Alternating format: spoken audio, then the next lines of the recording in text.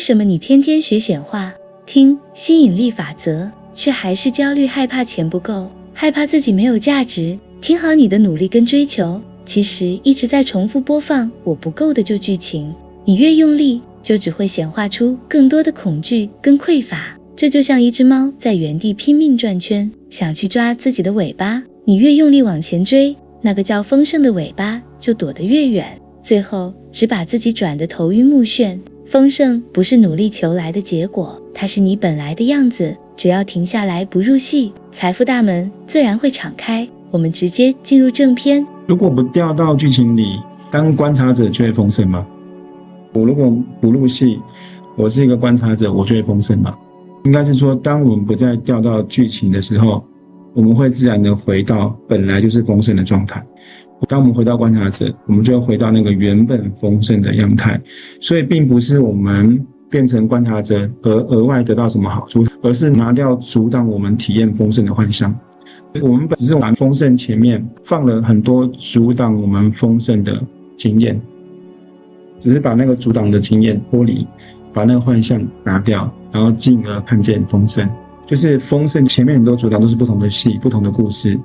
那我们像不入戏的这些戏剧就会退场，你就会看到丰盛。所以并不是因为我们不入戏，或是我们变成观察者额外的好处，只不过我们拿掉了很多阻挡，然后回到你原本的丰盛。所以丰盛并不是我们努力得来的，丰盛是原本存在的样态。我们会不丰盛是因为我们一直掉进那个剧情，而忘了我们自己是丰盛的本体。一旦我们如果退出那个剧情，回到原来的丰盛的样态，丰盛不单单只是代表有钱，各个方面你都是觉得丰盛的。所以丰盛并不是结果，它是本体，剧情才是阻挡丰盛的那个现象或幻象。那为什么不掉到剧情就会自然丰盛？剧情就是匮乏，所有的匮乏都来自于剧情。比如说我怕不够，或是我怕失去，或者是我怕别人不理解我，或者是我怕我自己没有价值，这些都是故事，这些都是角色的故事，但是它不是你的真相。但是当我们退出这个剧情的时候，这些现象这些声音全部都会停止下来，你就会回到另外一个状态，就是我没有缺。回到平静是因为你没有感觉到缺，你没有缺就是完整，就是你全部都有了，你就不会觉得你缺了。那没有缺就是你本来就都是足够的，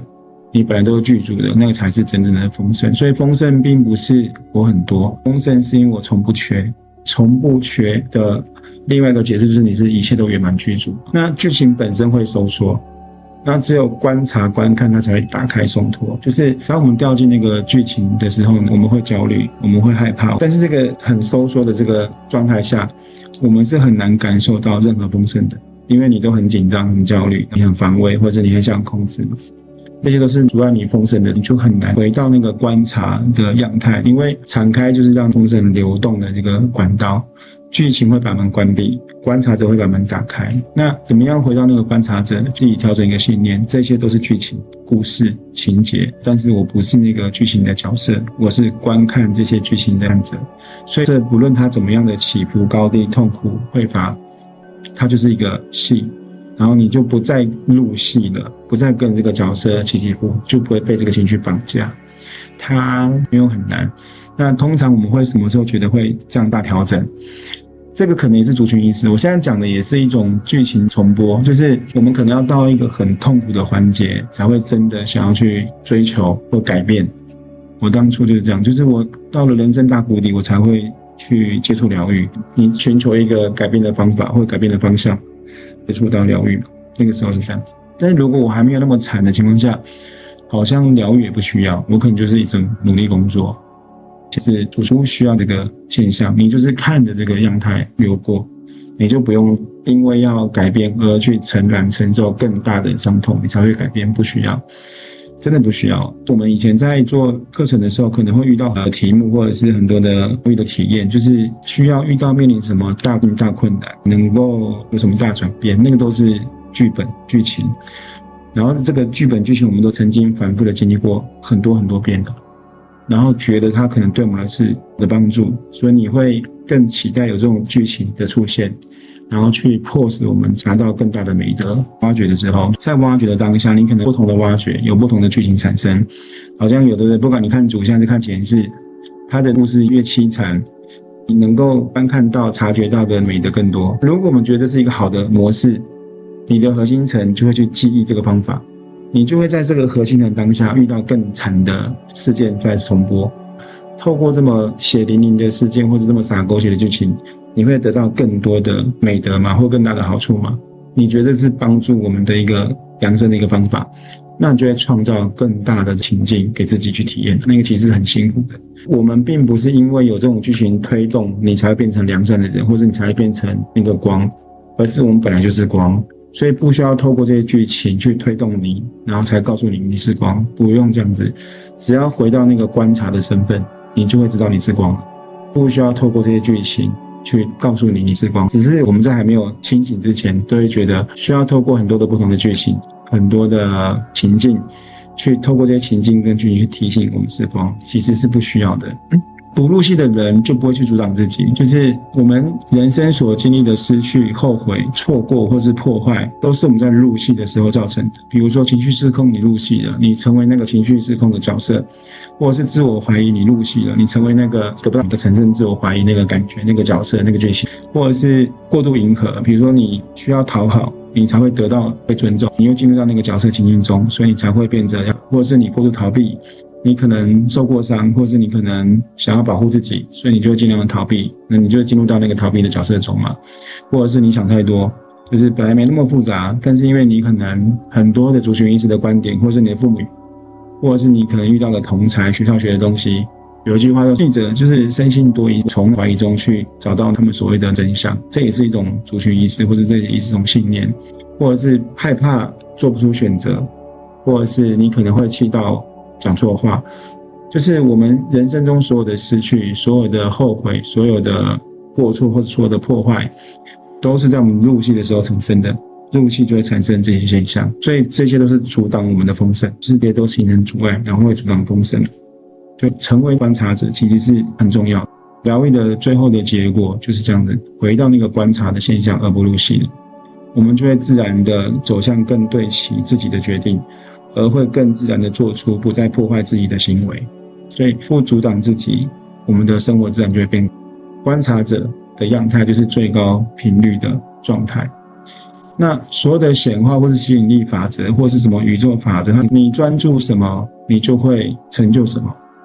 比如说我们在剧情里，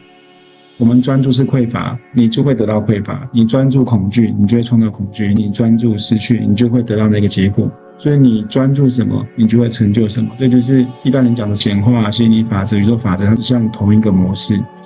但是在观察者的位置，就是你是安定的，你是安稳的，你是开放，你是不受限的，你是不急的，你是放松的，你是清醒的，那你的能量才会用最高的模式去流动，它是不阻塞的，丰盛就会完全的让你呈现出来。所以不需要去追求丰盛，也不用努力去实现什么东西，努力跟追求都是你的重复的播放，然后形成的那种模式跟思维。我们需要努力，我们需要去追求，才能够得到要的东西，因为我们曾经都在这种努力跟追求的这种剧情中扮演这样的角色，而且很多很多遍，多到你的自然的反射、自然的信念都是这样的，就是我需要努力，我需要去追求才能够得到的，不需要去追求丰盛，因为阻挡丰盛的这些东西都会停止运作，就是不入戏的力量，就是不当真不入戏。如果我们不再掉入那个剧情，我们出本来的自己，这很重要的。剧情里面的我们有的很狭窄，或是很紧绷。那观察者的位置是知道真正的直觉，你会知道真正的行动、真正的方向、真正的创造力，然后真正的自由跟真正的力量，这是回到你本是你自然外露的一个结果。因为课程中我们需要一个渐进式的一个说法，但是最终你会理解到观察者跟角色是合一的。什么叫合一？我们举个例子，所以那个光去哪里，影子就会跟着光走，它是合在一起的，它是这个概念。现在讲就是我们不要入戏，不要成为那个角色，是因为课程中可能我的引导可能需要这个渐进式的，但是最终其实是不分开的，就是观察跟角色是一体的，只不过是观察先行，然后角色再去执行观察之后的那个样态，去执行观察后样态的行为。我们以前没有在观察的时候，我们会被情绪引导，所以我们的角色所行的动作跟结果都会被情绪所绑架。情绪很低潮，我们的行为就会很低潮，很开心，我们的行为就会很快乐，就随着情绪高低起伏的，我们就是这样子。可是当我们真的清醒了，我们是一个观察者，你会知道这个都是人生的回放，它只是某种事件的回放而已。而你会知道你是谁，你是那个观察者，然后那个肉身体的角色才会因为你的观察现象而做出符合你观察后的这个行为，就不会再被情绪所绑架。我们在没有成为观察者之前，我们会入戏型的角色，所以那个角色就会被情绪绑定。情绪是什么？然后做出来的角色就会依照情绪的高低起伏而去做出那样子的事件去对应。但是如果我们观察的现象，观察者的角色，你是清醒的，你是觉醒的，那你成为这个角色的这个执行者，就会随着你是清醒的样态去做出对你最高最好的一个动作来。它其实是合一的，就像是光跟影子，它是连在一起，它并不会分离。怎么会知道观察的角色？练习一下，你现在闭上眼睛，然后你就会想着那个让你愤怒的事情，你就想一下，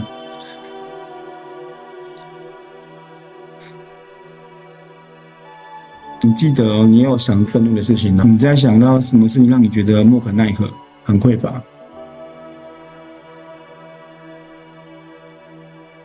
你睁开眼睛，那你跟你自己讲，你刚刚是有看到、想象出那个曾经让你觉得很愤怒的景象，或是那种经历。你在看到的时候，或是你看到那个景象，或是你感觉到的时候，那个看到跟感觉就是进入到角色里了。或是刚刚讲说，你看到你曾经经历莫可奈何的感觉，你刚刚在想的时候，你如果想到说，最近让我很匮乏的现象是什么，或是事件是什么，然后不管你这种感觉到还是你是有画面生成的，那个感觉跟画面生成就是觉察，就是看，就是观看者。但是如果你看了之后，然后你又陷入到那个匮乏的情境中，你就觉得更痛苦或是更匮乏，就进入到那个角色了。什么意思呢？你刚刚有没有用力？就是成为那个观看者有没有用力？你并没有用力哦。就是我们刚刚说你闭上眼睛，然后你去想那个很愤怒的事情，你马上就想到了吗？然后你就会知道，看到那个愤怒的事件或画面，你就在观察它。你成为这个观察者，你有没有很用力成为观察者？你并没有用力成为观察者。就像刚刚让你去想那个匮乏的事情，如果你想到了什么匮乏的事件，生成出那画面或感觉了，有画面没画面都是可以的。你只要不要又进入到那个匮乏的本体，感受到匮乏，就不会成为那个角色。你看你刚刚生成那个匮乏，或是生成那个愤怒，是你曾经发生过的事情。那你看到那个愤怒或看到那个匮乏，你只要有看到或是有感觉到，你就是那个观察者。而你成为那个观察者，你有很用力成为观察者吗？你并没有用力成为观察者哦。就是我们本来就是观察者，所以你根本就毫不费力可以成为观察者。我们只是以为成为观察者很难，那都是旧的模式、旧的剧情一直在播放，让我们觉得成为观察者很难。但是我们刚刚不是做一个练习吗？你如果去想象那个愤怒的事件，想象那个匮乏事件，你很快就想到了，或者你很快就生成了。不是你无中生有，是你可能曾经经历了某些事情让你觉得愤怒，你曾经经历了某些事情让你觉得匮乏，你就回想到哪些事情，然后你就会看到那个画面或看到那个感觉。那个就在观察了嘛，你只要不要又进入到那个情境中，你感到愤怒；进入到那个情境中，你感到匮乏，你就不会进入到那个角色嘛。所以，成为那个观察者是你本身就是那个观察者，所以你根本就毫不费力成为观察者。只不过太多的族群意识或太多的模式、太多的剧情，让我们成为观察者非常难，需要透过修炼，需要透过努力，需要透过去改命，才能够成为观察者。其实都不需要，你刚刚那个动作，你刚刚有觉察到，你刚刚有看到，就是观察者了。只要不要再持续的从那个情境中掉进去，成为那个角色，你觉得受害或愤怒，你就不是成为那个角色。那对身体的病痛如何去做？那个身体的病痛它也是不同的重播，有病痛故事剧情，然后我们可能会进入这个生病的这个角色，你会觉得很辛苦。如果你真的相信那个能量这个概念，那个病痛是虚幻的，你真的相信你可以观察，就是在扮演这个病痛的是一个扮演的角色，但它不是我，这个能量就会跟你没有关系，这个能量就不会跟你震荡，然后你就会自然而然变健康。自然而然变健康的方法有很多种，不要把它定向哦。说什么叫不要把它定向？就是有些人认为我只要透过冥想，只要能量的波动我就健康，它是其中一个方式。可是要变健康的方法有 N 百万种，不是我们大脑所想象的那几种。有些人他只会定着在一种，我只要一直想着我是健康的，我就不会被疾病的那个震动所联动，我就真的会健康。前提是你要观察，你是因为害怕疾病、害怕生病而去强迫自己去想象，还是你真的健康的，它是两大的区别。有的孩子让我很头痛，然后作弊到退学拖钱，能怎么办？假设如果你觉得静静看着他搞砸他的人生，就是录戏，录什么戏？就是你其中一个戏就是小孩可能就作弊让你很头痛嘛，这是一个剧情。然后那个小孩是你的练习假人，我上堂课讲了嘛，就是他不是真的现象，它只是一个练习假人。我们的高维的自我会创造很多练习假人、练习的情境、练习的事件，让你误以为人生就是如此，但它实际上不是来毁灭我们，是来帮助我们。每一个练习的假人、事件跟现象，它的本质是光与爱。所以当你理解，你就不会很认为我的小孩就好像没办法救了，或者我小孩就是这个样子，然后让我头痛。它其实是我们自己创造的练习假人。什么叫做我们自己创造练习假人？就是会有这样子的小孩的现象是自己创造的，然后家人的生病也是自己创造的，你的伴侣的你们的之间的冲突也是自己创造的，是自己的高我意识为了要让你达到更好的一个成绩，去创造出很多的事件让你去练习。我不是要责难谁，就是你要很清楚，就是这是我们自己所创造的练习假人，而不是我的世界来毁灭我自己。然后当你理解之后，你就不会再入戏，你就不会再去创造很多的练习的假人给你自己去修炼。为什么？因为你本来就不用修炼，是因为认为需要修炼嘛，或是认为需要疗愈，我们才会去就要修炼跟疗愈的现象出现。就好像那个小孩，因为他可能不听话，那你要提升你的修为，创造一个能够让你提升修为的事件出现，或是人出现，那恰恰你创造了一个小孩，而且是你的小孩，来让你提升你的修为。实际上是不用透过这个东西去提升修为，不需要的，你只要去解除掉就可以了。怎么解除？你就跟你自己对话，就是我不需要再透过练习假人去修炼自己，因为我知道我的本质就是一个本质具足的现象，这才是我的本质。我不再需要透过任何的模式、任何的修炼、任何的疗愈来去养生自己。因为这些修炼它都是幻象，它并不是真相。真相是你本来就本质具足，只是我们还不相信本质具足，所以才会去创造很多的假人跟练习的现象产生。如何在生活中去落实？因为现实中有很多让人入戏，所以更要提醒自己。有些人会需要一些过程，就是练习的过程，有些人不需要。然后不管需不需要，那个都是族群意识，或者那个都是信念。你就跟你自己说，就是我已经脱开这些旧有的思维、旧有的现象，我知道我的本质是本质具足的，就是用对话去取代疗愈，我觉得更有意义。什么意思呢？因为你在疗愈中，我们以前学的那个疗愈的方法，你就得去探究这个过程，你会得到什么好处，或者什么样的美德。你可能解决了所谓的祖先的事件，或者解决了你前世的这些事件，你好像解决很多困难，但是因为你在探究当下，你会加深了你这一世你的核心层的这种信念。那现在叫核心层，然后当我们不在的时候，现在核心层就是以后的你的下一代所谓的历史层或者是遗传层，所以其实是没有什么核心遗传历史，没有这种层面的，那只是课程的说法，然后我们把它入戏了，所以以为有那么多层面。那有没有什么7界？实际上也没有7界啊，那也是课程的说法，我们以为有7界，实际上是没有的。就是有没有那种7界，或是有没有那种层面，是在信这个课程论述的人，他才创造这个情境中，才会创造这种模式。那你相信有这些不同的层面，你才会因为你的相信而创造出这些情境，而进入这个情境成为角色。但如果你没有觉得是呢，什么7界、什么层面都跟你无关，它就不会影响你了。有些人他入戏到我如果没有回到7界，我连造物主都连接不了。那我曾经的我也是这样子嘛，所以我每天冥想，每天回到7界，每天回到光中跟造物主连接嘛。但是我后来发现，我越这样做，我反而越不连接，我越恐惧。就是我天天跟造物主连接，不能说无时无刻，至少每小时都做1-2次。但是我的那个状态并没有大幅度的好转。但是我天天去连接的结果是被恐惧推动的。